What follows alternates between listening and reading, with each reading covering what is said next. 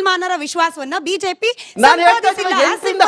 ಈ ಮಾತು ಪದೇ ಪದೇ ಕೇಳೋಕ್ ಸಿಗ್ತಲೇ ಇರುತ್ತೆ. RSS ಬಿಜೆಪಿ ಅನ್ನೋ ಗುಮ್ಮನನ್ನ ತೋರಿಸಿ ಮುಸಲ್ಮಾನ್ ಸಮುದಾಯವನ್ನ ಹಮೇಶಾ ಕತ್ರೆ ಮೇ ಅನ್ನೋ ಒಂದು ಭ್ರಮೆಯಲ್ಲಿ ಇಟ್ಟು ಅದರ ಪೊಲಿಟಿಕಲ್ ಅಡ್ವಾಂಟೇಜ್ ಅನ್ನ ತೆಗೆದುಕೊಳ್ಳೋದೇ ಕಾಂಗ್ರೆಸ್ನ ಕೆಲಸ. ಒಂದು ಬಾರಿ ಗೆದ್ದ ನಂತರದಲ್ಲಿ ಕ್ಯಾರೆ ಅನ್ನಲ್ಲ ಸಮುದಾಯವನ್ನ, ಇಂಥದ್ದೊಂದು ಆರೋಪ ಇದೆ.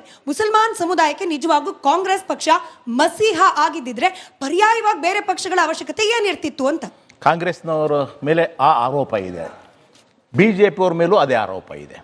ಏನು ಅಂತಂದ್ರೆ ಮುಸಲ್ಮಾನರನ್ನ ತೋರಿಸಿ ಹಿಂದುತ್ವ ಅನ್ನೋದು ಅಪಾಯದಲ್ಲಿದೆ, ಆದ್ದರಿಂದ ನೀವು ನಮಗೆ ಓಟ್ ಹಾಕಿ, ನಾವು ಆಡಳಿತ ಕೊಡ್ತೀವಿ, ಅವರನ್ನ ಎಲ್ಲಿ ಇಡಬೇಕು ಅಲ್ಲಿ ಇಡ್ತೀವಿ ಅಂತ ಹೇಳ್ತಾ ಇವರು ಸಹಿತ ಬಿಜೆಪಿಯವರು ಕೇಂದ್ರ ಸರ್ಕಾರ ಇರ್ಬೋದು, ರಾಜ್ಯ ಸರ್ಕಾರ ಇರ್ಬೋದು, ಇವರು ಸಹಿತ ಇದೇ ರೀತಿಯಾದಂಥ ನಾನು ಅದನ್ನು ಒಪ್ಕೊಳ್ತಾನೆ ಹೇಳ್ತಾ ಇದ್ದೀನಿ ಮೇಡಮ್, ಆಯ್ತಾ.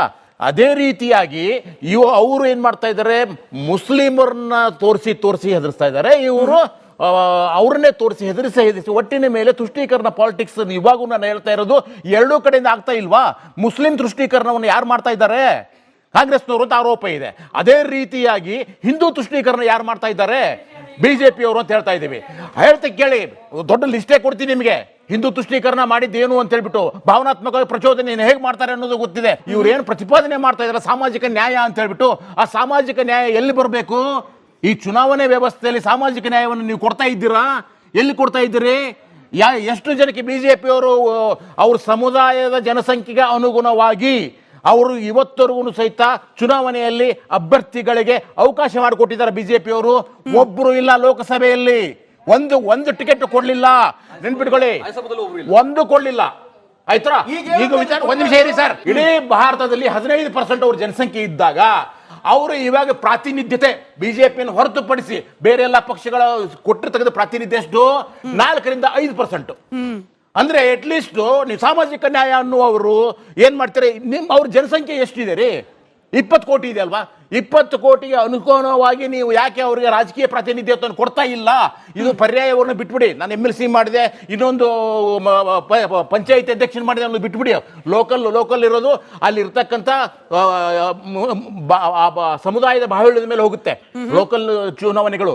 ಆದ್ರೆ ನಿಮಗೆ ಲೋಕಸಭೆ ಮತ್ತು ನಮ್ಮ ಯಾವುದ್ರಲ್ಲಿ ರಾಜ್ಯಸಭೆಯಲ್ಲಿ ಸಹಿತ ಇವತ್ತರೆಗೂ ಮುಸ್ಲಿಂ ಪ್ರಾತಿನಿಧ್ಯತೆ ಇಲ್ವಲ್ಲ? ಹೋಗ್ಲಿ, ನಮ್ಮ ಕರ್ನಾಟಕಕ್ಕೆ ಬರೋಣ. ನಾವು ಕರ್ನಾಟಕದಲ್ಲಿ ಇವತ್ತರೆಗೂ ಎಷ್ಟು ಪ್ರಾತಿನಿಧ್ಯತೆ ಬಿಜೆಪಿ ಕೊಟ್ಟಿದ್ದಾರೆ? ಕೊಟ್ಟಿಲ್ವಲ್ಲ. ಸೊ ಯಾಕೆ ಕೊಟ್ಟಿಲ್ಲ? ಯಾಕೆ ಆ ಗುಮ್ಮನನ್ನು ತೋರಿಸ್ತೀರಿ ನೀವು? ಅವರು ಭಯೋತ್ಪಾದಕರು, ಅವರು ಆತಂಕವಾದಿಗಳು. ಒಂದು ನಿಮಿಷ, ಇದನ್ನು ತೋರಿಸಿ ಅಯ್ಯೋ ಹಿಂದುತ್ವ ಅಪಾಯದಲ್ಲಿ.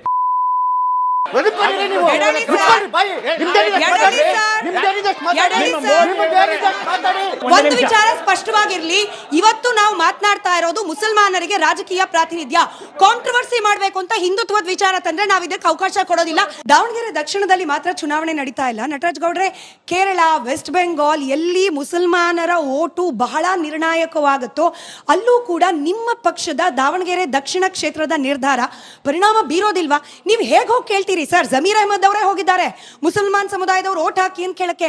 ಅವ್ರದೇ ಸಮುದಾಯದವರಿಗೆ ಅವ್ರದೇ ರಾಜ್ಯದಲ್ಲಿ ಸೀಟ್ ಕೊಡ್ಸ್ಲಿಕ್ಕೆ ಸಾಧ್ಯ ಆಗ್ಲಿಲ್ಲ. ಪ್ರಶ್ನೆ ಕೇಳೋದಿಲ್ವಾ ಇದನ್ನ? ನೋಡಿ, ಕೇಳ್ತಾರೆ, ಖಂಡಿತವಾಗಿ ಕೇಳ್ತಾರೆ. ಯಾಕ್ರಿ ದಾವಣಗೆರೆ ದಕ್ಷಿಣದಲ್ಲಿ ಅವಕಾಶ ಕೊಡಕ್ಕೆ ಸಾಧ್ಯ ಆಗಿಲ್ಲ ಅಂತ? ಖಂಡಿತ ಒಂದ್ ಕಡೆ ಕೊಡಕ್ಕೆ ಸಾಧ್ಯ ಆಗಿಲ್ಲ ಅಂದ್ರೆ ಬೇರೆ ಕಡೆ ಕೊಡೋದಿಲ್ಲ ಅಂತಲ್ಲ. ಅವರು ಒಬ್ರು ಮಂತ್ರಿಯಾಗಿ, ಇಲ್ಲಿ ಶಾಸಕರಾಗಿ ಮಂತ್ರಿಯಾಗಿ ರೆಪ್ರೆಸೆಂಟ್ ಮಾಡ್ತಾರೆ. ನಾನು ರೆಪ್ರೆಸೆಂಟ್ ಮಾಡ್ತಿದ್ದೀನಪ್ಪ. ನಂತರ ಕರ್ನಾಟಕದಲ್ಲಿ 9 ಜನ ಶಾಸಕರಿದ್ದಾರೆ, ಒಳಗಡೆ ಮಹಿಳಾ ಶಾಸಕಿ ಒಬ್ಬರಿದ್ದಾರೆ, 4 ಜನ MLC ಮಹಿಳಾ MLC ಕೂಡ ಇದ್ದಾರೆ, ನಿಗಮ ಮಂಡಳಿಗಳು ಕೂಡ ಅವಕಾಶ ಕೊಟ್ಟಿದ್ದಾರೆ. ಆ ಅವಕಾಶಗಳನ್ನ ಕಾಂಗ್ರೆಸ್ ಪಕ್ಷ ಕೊಡುತ್ತೆ, ಸಾಮಾಜಿಕ ನ್ಯಾಯವನ್ನ ಪ್ರತಿಪಾದಿಸುತ್ತೆ ಕಾಂಗ್ರೆಸ್ ಪಕ್ಷ. ಬಿಜೆಪಿ ವಕ್ತಾರರು ಒಂದು 3 ಸ್ಕೀಮ್ಗಳನ್ನ ಹೇಳಿದ್ರು. ಆವಾಸ್ ಯೋಜನೆ ಹೇಳಿದ್ರು, ಫೆಲೋಶಿಪ್, ಮೌಲಾನಾ ಫೆಲೋಶಿಪ್ ಬಗ್ಗೆ ಹೇಳಿದ್ರು. ಖಂಡಿತವಾಗಿ ಅದನ್ನು ಅವ್ರು ಮುಂದುವರಿಸಿದ್ದಾರೆ, ತೆಗ್ದಿಲ್ಲ. ಅದೊಂದು ಸಂತೋಷ ನಮಗೆ. ಅವ್ರು ತೆಗ್ದಿಲ್ಲ, ಅದನ್ನು ಮುಂದುವರಿಸಿದ್ದಾರೆ. ಯಾಕಂದ್ರೆ ಪರಿಸ್ಥಿತಿ ಬರ್ತಿತ್ತು, ಅವರೇ ಆಗಿದ್ರೆ ಆ ಥರದ್ದೇನು ಶುರು ಮಾಡ್ತಿರ್ಲಿಲ್ಲ. ಅಲ್ಪಸಂಖ್ಯಾತರ ವ್ಯವಹಾರ ಸಚಿವಾಲಯ ಇದೆಯಲ್ಲ, ಅದನ್ನು ಶುರು ಮಾಡಿದೆ ಕಾಂಗ್ರೆಸ್ ಸರ್ಕಾರ. ಅದೊಂದು ಸಚಿವಾಲಯ ಶುರು ಮಾಡಿದೆ ಕಾಂಗ್ರೆಸ್ ಸರ್ಕಾರ. ಅಲ್ಪಸಂಖ್ಯಾತರಿಗೆ ವ್ಯಾಪಾರ ವ್ಯವಹಾರ ಮಾಡಲಿ ಅಂತೇಳಿ ಅವ್ರಿಗೊಂದು ಕೇಂದ್ರದಲ್ಲಿ ಅವ್ರಿಗೆ ಹಣಕಾಸು ವ್ಯವಹಾರಕ್ಕೋಸ್ಕರ ಒಂದು ನಿಗಮ ಮಾಡಿದ್ದು ಕಾಂಗ್ರೆಸ್ ಸರ್ಕಾರ. ಅವ್ರಿಗೆ ಸ್ಕಾಲರ್ಶಿಪ್ ಕೊಟ್ಟಿದ್ದು ಕಾಂಗ್ರೆಸ್ ಸರ್ಕಾರ. ಆವಾಸ್ ಯೋಜನೆಯಲ್ಲಿ 15% ಎಲ್ಲಾ ರಾಜ್ಯಗಳಿಗೆ ನಿರ್ದೇಶನ ಏನಂದ್ರೆ 15% ಅಲ್ಪಸಂಖ್ಯಾತರಿಗೆ ಮನೆಗಳನ್ನ ಕೊಡಬೇಕು ಅಂತ ಹೇಳಿ 2006ರಲ್ಲಿ ಡಾಕ್ಟರ್ ಮನಮೋಹನ್ ಸಿಂಗ್ ಮಾಡಿದಂತಹ ತೀರ್ಮಾನ ಅದು ಮುಂದುವರ್ಕೊಂಡು ಬಂದಿದೆ. ಬಿಜೆಪಿಯವರು ಸಬ್ಕಾ ಸಾಥ್ ಸಬ್ಕಾ ವಿಕಾಸ್ ಅಂತಾರಲ್ಲ, ಸಾಚಾರ್ ವರದಿನ ನಾವು ಇಂಪ್ಲಿಮೆಂಟ್ ಮಾಡಕ್ಕೆ ಸಾಧ್ಯ ಆಗಿರಲಿಲ್ಲ. ಆದರೆ ಅದರ ಮೇಲೆ ಆಧಾರದ ಮೇಲೆ ಸಚಿವಾಲಯ ಆಗಿದ್ದು, ನಿಗಮ ಆಗಿದ್ದು, ಮೌಲಾನಾ ಫೆಲೋಶಿಪ್ ಬಂದದ್ದು ಎಲ್ಲ ಅದರ ಆಧಾರದ ಮೇಲೆನೆ. ನಾವೇನ್ ಮಾಡಿದ್ವಿ 2011ರಲ್ಲಿ 4.5% ಆಂತರಿಕ ರಿಸರ್ವೇಶನ್ ಕೊಡಬೇಕು ಮೈನಾರಿಟಿಗೆ ಅಂದಾಗ ತಲೆ ಕೆಳಗೆ ಮಾಡಿದವರೇ ಬಿಜೆಪಿಗರು. ಸುಪ್ರೀಂ ಕೋರ್ಟ್ ಯಾವ್ದಾರ ಪ್ರಭಾವ, ಸುಪ್ರೀಂ ಕೋರ್ಟ್ ಆಂಧ್ರದ ಹೈಕೋರ್ಟ್ ಏನ್ ಮಾಡೋದು ಅವಾಗಂದ್ರೆ, ಧಾರ್ಮಿಕವಾಗಿ ನೀವು ಮೀಸಲಾತಿ ಕೊಡ್ತಿದ್ರಿ, ಇಲ್ಲ ನಾವು ಧಾರ್ಮಿಕ ಮೀಸಲಾತಿ ಕೊಡ್ತಿರ್ಲಿಲ್ಲ, ಆರ್ಥಿಕವಾಗಿ, ಸಾಮಾಜಿಕವಾಗಿ, ಶೈಕ್ಷಣಿಕವಾಗಿ ಪ್ರತಿಯೊಬ್ಬ ಭಾರತೀಯನಿಗೂ ಅಧಿಕಾರ ಇದೆ, ಒಂದು ಅವಕಾಶಗಳು ಪಡ್ಕೊಳ್ಳೋದು. ಕೇವಲ ಮುಸಲ್ಮಾನನ ಕಾರಣಕ್ಕೆ ನಾವು ತೀರ್ಮಾನ ಮಾಡಿಲ್ಲ, ಮುಸಲ್ಮಾನ್ ಆಗ್ಬೋದು, ಜೈನ್ ಆಗ್ಬೋದು, ಪಾರ್ಸಿ, ಸಿಖ್, ಕ್ರಿಶ್ಚಿಯನ್ ಎಲ್ಲರಿಗೂ ಅವಕಾಶಗಳನ್ನ ಕೊಡಬೇಕು. ನಾವು 4.5% ಮೀಸಲಾತಿಯನ್ನ ಆಂತರಿಕವಾಗಿ ಕೊಡಬೇಕು ಅಂದಾಗ, ಒಳ ಮೀಸಲಾತಿ ತರ ಕೊಡಬೇಕು ಅಂದಾಗ ಬಿಜೆಪಿ ತಲೆ ಕೆಳಗೆ ಮಾಡಿದ್ರು. ಕರ್ನಾಟಕದಲ್ಲೂ ಒಂದ್ ನಿಮಿಷ, ನಾನು ದೆಹಲಿ ಹೇಳ್ತಾ ಇದ್ದೀನಿ. ಈಗ ದೇವೇಗೌಡರು ಕೊಟ್ಟಿದ್ರು, ನೀವು ದಾರಿ ತಪ್ಪಿಸಬೇಡಿ, ಅವ್ರನ್ನ ಕಿತ್ಕೊಳ್ಳಿಲ್ಲ. ಅವ್ರದೇ ಉತ್ತರ ಸರ್, ಅವ್ರದೇ ಉತ್ತರ.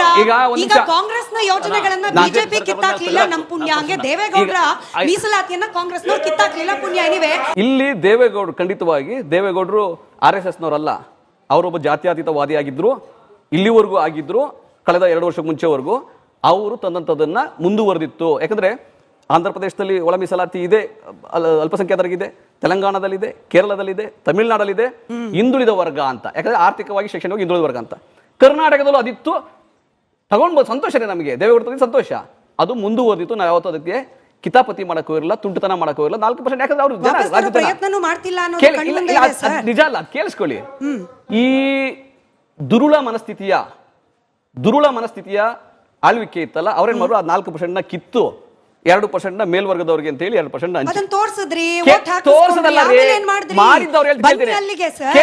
ತೋರ್ಸಿದ್ರಿ ಬಿಜೆಪಿ ರಿಸರ್ವೇಶನ್ ಕಿತ್ತಾಕ್ಸಿದ್ರು, ಹೇಳಿದ್ರಿ, ವೋಟ್ ಪಡ್ಕೊಂಡ್ರಿ, ಆಮೇಲೆ ಏನ್ ಮಾಡಿದ್ರಿ? ಇವತ್ತಿಗೆ ಬನ್ನಿ ಸರ್, ಇವತ್ತಿಗೆ ಸಾಧ್ಯ ಆಗ್ಲಿಲ್ಲ. ಸುಪ್ರೀಂ ಕೋರ್ಟ್ ಛೀಮಾರಿ ಆಗ್ತು ಬೊಮ್ಮಾಯಿ ಸರ್ಕಾರಕ್ಕೆ. ಏನೇಳಿ ಛೀಮಾರಿ ಆಗ್ತು, ಇದನ್ನ ಕಿತ್ತಾಕ್ಲಿಕ್ಕೆ ಸಾಧ್ಯ ಇಲ್ಲ. ಇದು ಹಿಂದುಳಿದ ವರ್ಗದವರಿಗೆ ಅಂತ ಕೊಟ್ಟಿರ್ತಕ್ಕಂಥ ಮೀಸಲಾತಿ, ಆರ್ಥಿಕ ಶೈಕ್ಷಣಿಕವಾಗಿ ಅದು ಮುಸಲ್ಮಾನ್ ಆಗ್ಲಿ ಅವ್ರಿಗೆ ಮೀಸಲಾತಿ ಕೊಡಬೇಕು, ಆರ್ಥಿಕ ಶೈಕ್ಷಣಿಕವಾಗಿ ಹಿಂದುಳಿದವ್ರಿಗೆ ಅಂತ ಹೇಳಿ ಅದನ್ನ ಸ್ಟ್ರೈಕ್ ಔಟ್ ಮಾಡಿಲ್ಲ. ಅದು ಮುಂದುವರೆದಿದೆ, ಆ 4% ಮುಂದುವರೆದಿದೆ. ಕೇಳಿ, ಅದು ಸ್ಟೇ ಆಗಿದೆ, ಅದು ಕಿತ್ತಾಕ್ ಸಾಧ್ಯ ಆಗಿದೆ. ಅದು ಆಡಳಿತದಲ್ಲಿ ಇಂಪ್ಲಿಮೆಂಟೇಷನ್ ಅಲ್ಲಿ ಮುಂದುವರೆದಿದೆ. ನಾನು ಸ್ಪಷ್ಟವಾಗಿ ಹೇಳ್ತೀನಿ.